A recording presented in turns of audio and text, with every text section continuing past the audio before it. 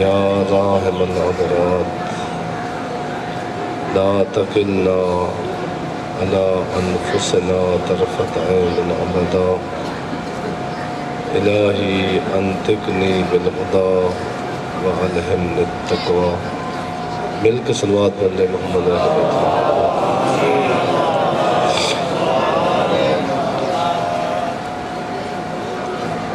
تمام مومنین مرحومین، مومنات مرحومات، شہدائے ملت، اپنے اپنے مرحومین اور بالخصوص اس مدرسہ کے بانیوں میں سے جو مرحوم ہو گئے ہیں، یہ جو اس جامعہ کے معاونین میں سے اس دنیا سے چلے گئے ہیں، یہ وہ مومنین جو بے وارث ہیں، ان کا کوئی فاتحہ پڑھنے والا نہیں ہے، ان سب کے گناہوں کی بخشش اور بلندی درجات کے لیے بھی صلوات پڑھ لیں محمد۔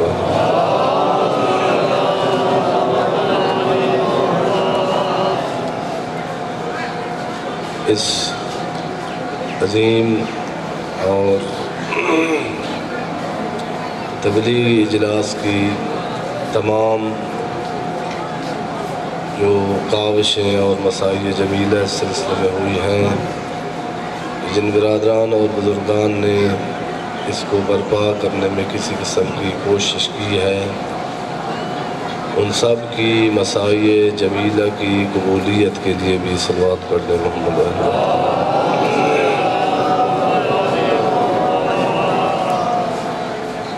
تمام علماء کرام جنہوں نے اپنے مواعظ حسنہ سے آپ مومنین کو مستفید فرمایا ہے، یا جن علماء نے ابھی خطابات کرنے ہیں، مراجع اعظام، رہبر معظم، تمام کی توفیقات خیر کے اضافے کے لیے بھی صلوات پڑھ لیں محمد۔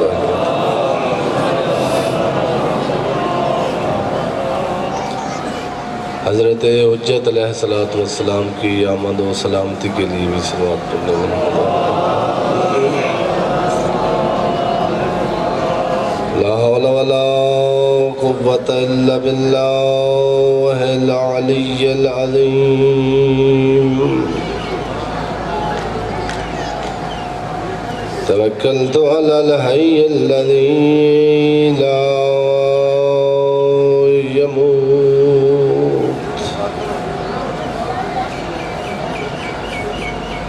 والحمد للہ الذی لم يتخذ صاحبة ولا ولدا ولم يكن له شريك في الملك ولم يكن له ولي من الذل وكبره تكبيرا۔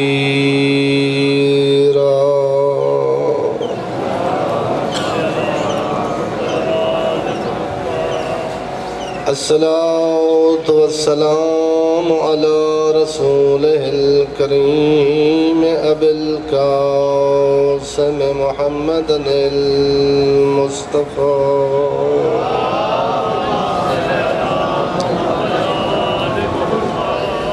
وآله الطيبين الطاهرين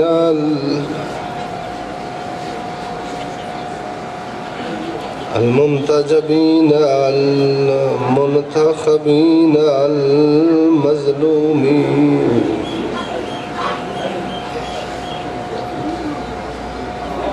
الذين أذهب الله عنهم الرجس وطهرهم تطهيرا۔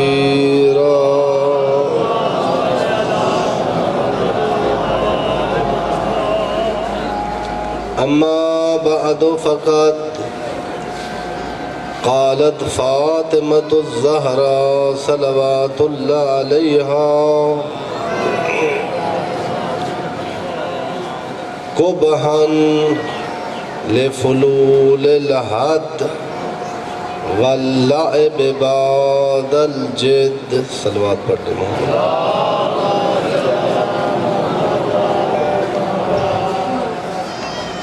خداوند عالم اپنی بنائی ہوئی عظیم اور پاک ہستیوں کے صدقے میں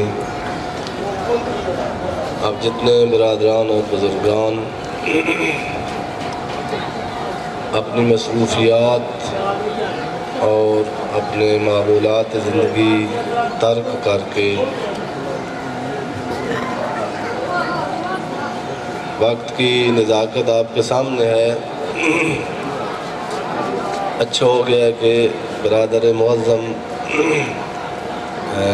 دروازے کے سامنے آ کے بیٹھے ہیں کہ لوگوں کو یقین ہو جائے کہ صرف بے سرے تے بے گرے پڑھنے والے نہیں بلکہ مجلس پڑھنے والے بھی موجود ہیں. مجلس صرف وہی نہیں ہوتی کہ خطیب چھلانگ لگا کر ایک دفعہ ادھر سے ادھر اور ایک دفعہ ادھر. جہاں قرآن پڑھا جائے یا معصومین کا فرمان پڑھا جائے اس کو بھی مجلس کہتے ہیں.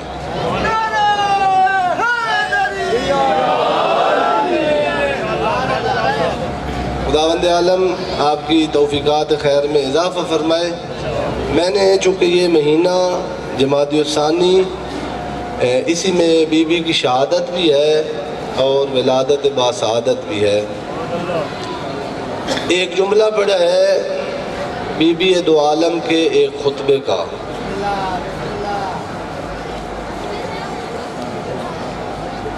اب بندے حیران ہوتے ہیں بھائی مجلس سنی ہوئی آئی بھائی یا تو ربائی پڑھے ہاں یا قصیدہ پڑھے ہاں یا بند پڑھے ہاں.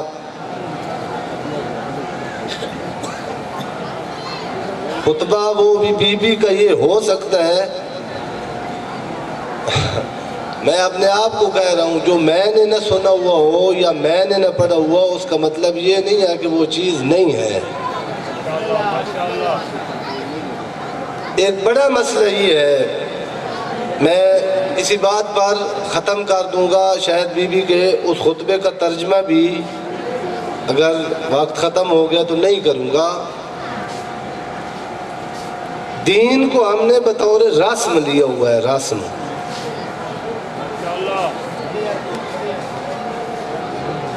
ایک داڑھی منڈا مولوی تھا پاکستان کا، علامہ اقبال.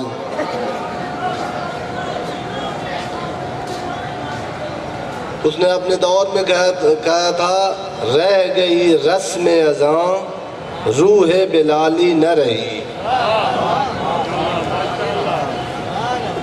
وہ اگر آج زندہ ہوتا نا تو ہمیں کہہ رہا ہوتا رہ گئی رسم مجلس، رہ گئی رسم ماتم، رہ گئی رسم عزاداری، لیکن حسینیت نہ رہی.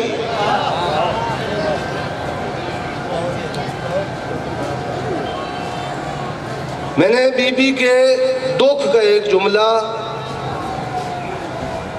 جو بی بی نے پڑھا ہے تو بڑی روئی ہے، وہ آپ کے سامنے راز کے اس کی ترجمہ اور ایک دو جملے اس کے بارے میں کہنے تھے، لیکن پھر عزاداری کے بارے میں اور مجلس کے بارے میں عرض کر رہا ہوں. اگر مجلس رسم نہ سمجھی جاتی، آج جس نے 20 سال مجلس سنی ہے اس کا اگر کندھا ہلا کے پوچھیں کہ جس کی مجلس پر گیا ہوا تھا اس کی شہادت کا مقصد کیا تھا، مجلس میں جانے والا یہ بتا سکتا ہے کہ فلانا ٹنگ گیا تو فلانا وان بٹے اندے گئے.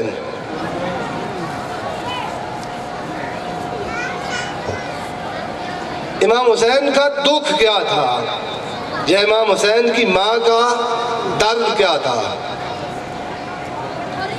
تھوڑی سی قائد صاحب قبلہ نے یہاں تشریف لے آنا ہے، توجہ میری طرف رکھیں گے تو میں کبھی سوچا ہے کہ ہم تو یزید پر اور شمر پر لعنت بھیجتے ہیں اور ہمارے فروعات دین میں سے ہے تبرہ، جس طرح نماز کا ثواب ہے اسی طرح دشمنان اہل بیت پر لعنت بھیجنے کا ثواب ہے، اور جو نہیں ہے اس کا قائل وہ منکر دین ہے، منکر مذہب ہے، منکر تشیع ہے۔ لیکن ہم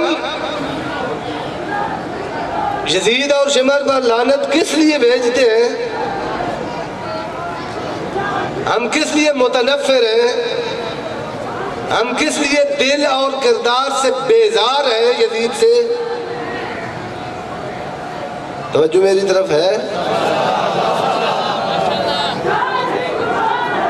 البتہ تسی نویں آنکھو تو ہم مجلس سے تو طالب علم تھوڑی پڑھتے ہیں، درس تدریس ہمارا کام ہوتا ہے، پتہ لگ ویندا ہے بھائی توجہ ہے یا نہیں۔ ایک دفعہ علماء حقہ کی صحت و سلامتی کے لیے بلند آواز سے صلوات کریں۔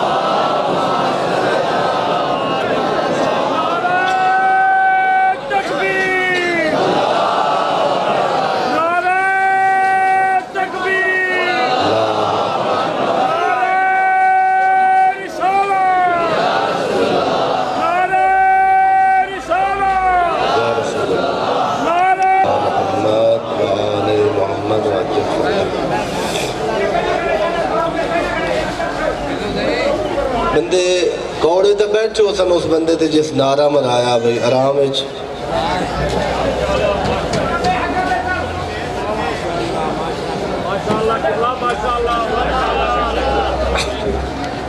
خداوند عالم علماء حقہ کا سایہ ہمارے سروں پر قائم و دائم رکھے، ہمارے بقا اور ہماری عزت کے ضامن ہیں علماء حقہ۔ توجہ میری طرف ہو تو میں عرض کر رہا تھا کہ ہم لعنت بھیجتے ہیں اور بھیجنی چاہیے۔ شمر اور یزید قاتلان جناب سیدہ ائمہ تعلیم کے جتنے قاتل ہیں ان پر لعنت بھیجتے ہیں۔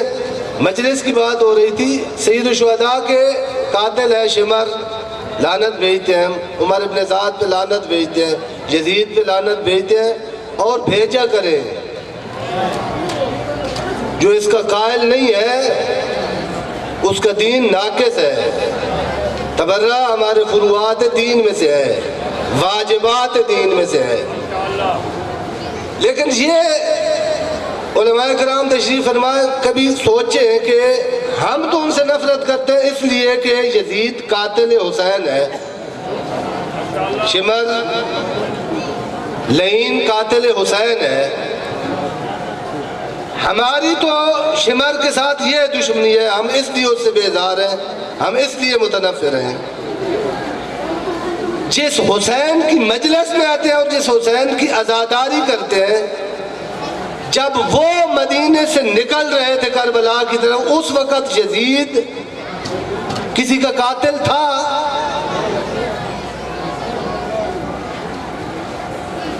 میں نے عرض کیا تھا توجہ میری طرف ہوگی۔ اس وقت یزید امام حسین کا قاتل تھا جب سید الشہداء مدینہ سے،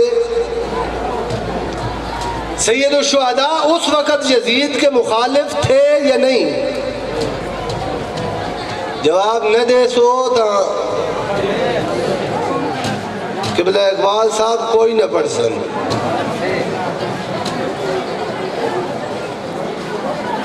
میرے بھائی اور بزرگوں، امام حسین جب مدینے سے نکلے ہیں، جب اپنے حج کو عمرہ میں تبدیل کر کے مکہ چھوڑا ہے، جب کربلا گئے ہیں، اس وقت امام حسین کو دشمنی تھی یزید سے یا نہیں؟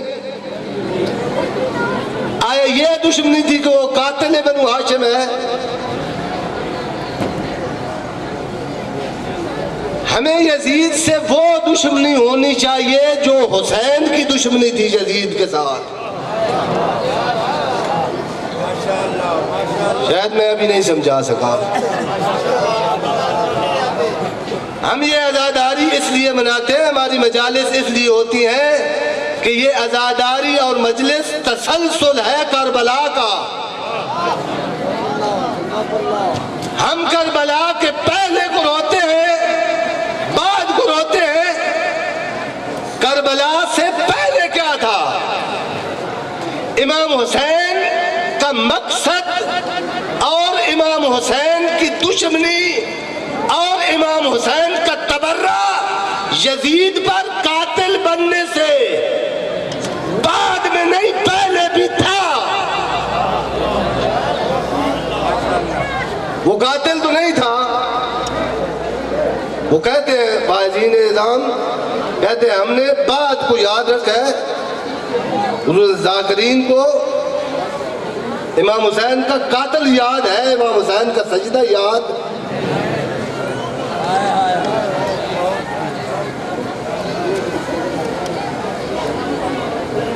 سجدے سے داد گھٹتی ہے,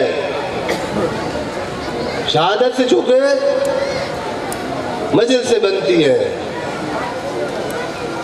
امام حسین کی دشمنی یزید اور شمر اور عمر ابن سعد اور بنو امیہ سے کربلا سے پہلے یہ تھی.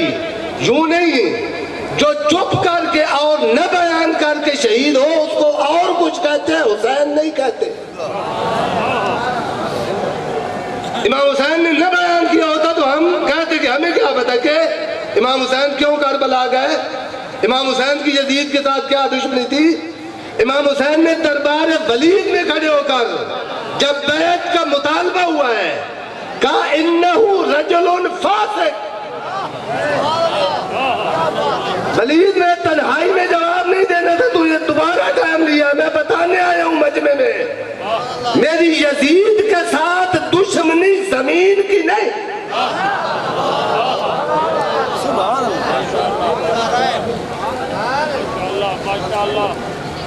پہلے بلائے تھے جب خط آیا تھا, امام حسین آئے ہیں دربار میں, اس نے پیغام دے دیا کہ یزید نے بیعت طلب کی ہے اور ساتھ کچھ اور بھی کہا ہے.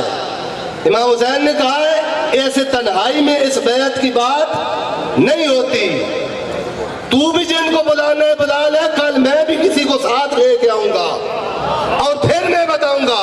اور کھڑے ہو کر کہا انہو رجل فاسق شارب الخمر قاتل النفس المحرمہ. سن, اس کو بھی سنایا ہے, آپ کو بھی سنایا ہے.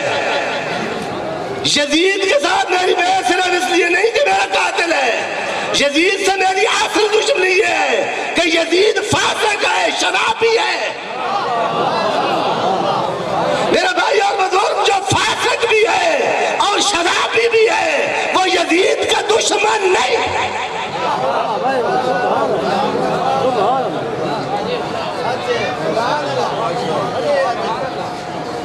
قاتل النفس المحرمہ.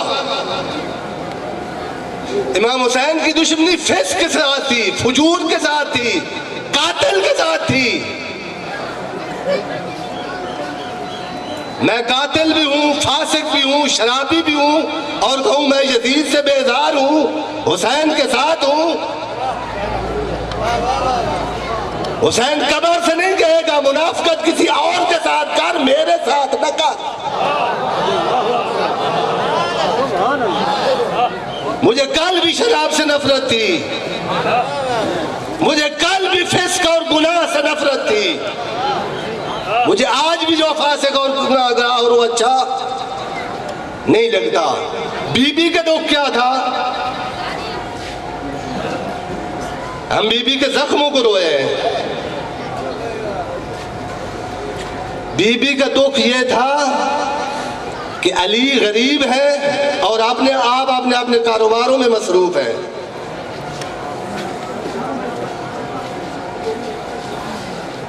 علی کے دروازے پر آگ ہے اور آپ چپ کر کے بیٹھے ہیں. واللہ بخدا، یہ آخری جملہ بی بی نے کم ذکر کیا ہے اپنے ورم والے بازو کا،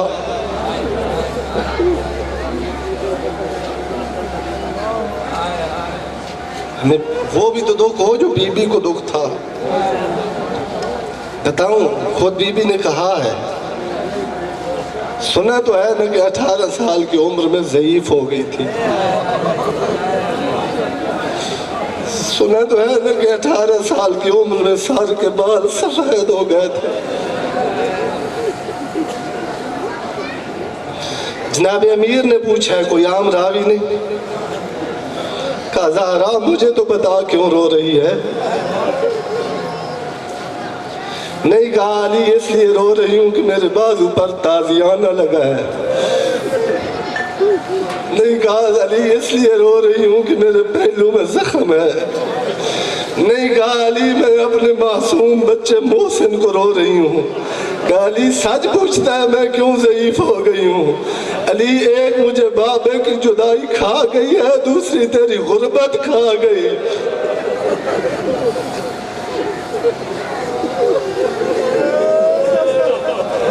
اجرکم اللہ، کھجوروں کے لیے نہیں گئی دربار میں،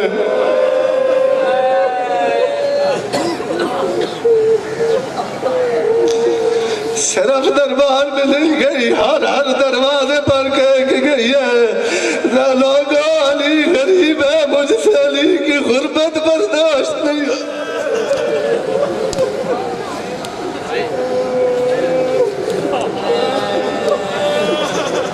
دربار میں گئی ہے، خود دوسرے جو بتایا ہے کہ مجھے کیا دکھ ہے، واللہ یہ تاریخ میں لکھا ہوا ہے، بی بی جب دربار میں گئی ہے، اپنا لباس تھا، اوپر بی بی نے مکنا ڈالا ہے، مکنا پہن کر پھر ایک بڑی چادر لی ہے، پھر نبی کی طرح چلتی ہوئی اس دروازے سے آئی ہے جہاں اللہ کا نبی آتا تھا۔ دربار میں آ کر بعض مورخین نے لکھا دیوار دربار کے کونے میں کچھ دیر بیٹھی رہی ہے، پھر کھڑے ہو کر ادھر اس درد کی طرف دیکھے، اس منبر کی طرف، جب کبھی آتی تھی تو پیغمبر کھڑے ہو جاتے تھے۔ میرے بھائی اور بزرگوں، جیسے خطبہ دیا ہے، جیسے خطبہ سنا گیا ہے، دربار میں جو ہوا ہے، میں نے یہ سنا ہے جو لوگ سواری پر گئے حاجی ہیں ان کو پتہ ہے فاصلہ تھوڑا ہے، لیکن زہرا جب خطبہ دے کے آئی ہے اسی تھوڑے سے فاصلے پر 7 مرتبہ بیٹھی ہے، بیٹھتی تھی پھر اٹھتی تھی، پھر بابے کی قبر کو دیکھ کے کہتی تھی بابا میں تھک گئی ہوں۔ آگے جب علی نے پوچھا زہرا تو چل کیوں نہیں سکتی، کہتی علی دعا کر زہرا مر جائے۔ میں کہتا ہوں بی بی تجھے دربار سے خالی آنے کا ایک نہ دکھ ہے، تو موت مانگ رہی ہے، بی بی تیرے سر پہ چادر تھی، بابی تیرے سامنے صحابی تھے، بی بی آتی شام کے